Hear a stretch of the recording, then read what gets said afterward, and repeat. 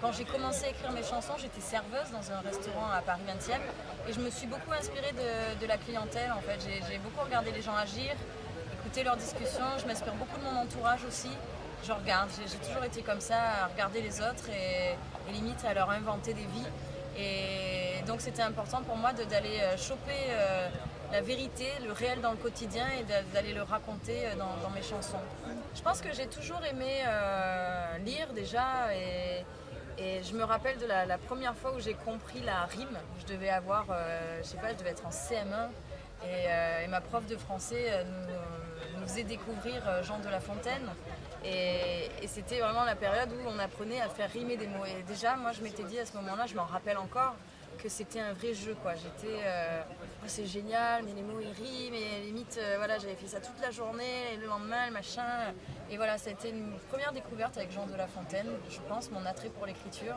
Et au fur et à mesure des années, voilà, j'écrivais pas forcément sous forme de chanson, mais il y avait toujours des petits bouts de texte quelque part. Où, voilà, je pense que c'est mon amour des mots remonte à quand même à mon enfance.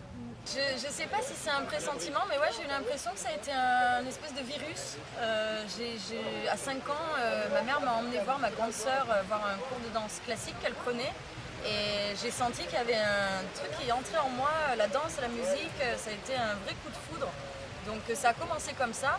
Et puis au fur et à mesure des années, c'est vrai que ce rêve de gamine de monter sur scène, parce que c'est vrai que j'ai pu goûter à la scène assez tôt du coup avec des petits spectacles, mais j'avais déjà cette sensation de voilà, les lumières, les loges, l'odeur de la scène, les gens qui applaudissent, rien que le bruit des gens qui applaudissent, pour moi c'était les meilleurs sons du monde, tout ça c'était le meilleur univers, c'est vrai que voilà. Et avec le temps, c'est vrai que ce rêve de gamine il s'est transformé un petit peu en besoin, quoi. J'avais vraiment besoin de me dire que je voulais faire ça, quoi. Je voulais faire ça, je voulais écrire des chansons, je voulais monter sur scène et c'est jamais passé, quoi. Donc j'ai essayé de faire d'autres choses.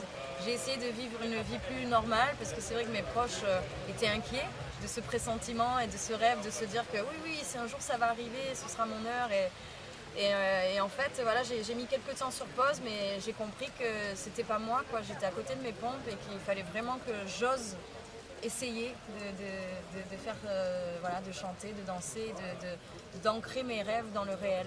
Pour moi, la scène, c'est un petit peu la finalité de tout ça. Quand j'ai écrit mes chansons, je pensais déjà pas que quelqu'un les écouterait pour de vrai, et puis encore moins que je les jouerais en live, voilà, et encore moins dans des festivals aussi prestigieux. Et voilà, sur autant de dates, c'est une vraie chance parce que je peux faire découvrir mon univers, rencontrer le public, et c'est très important. Je trouve qu'en live, il y a toujours une autre dimension dans la rencontre avec le public, et c'est incroyable. Et merci aux programmateurs de faire confiance à mon projet à ce stade.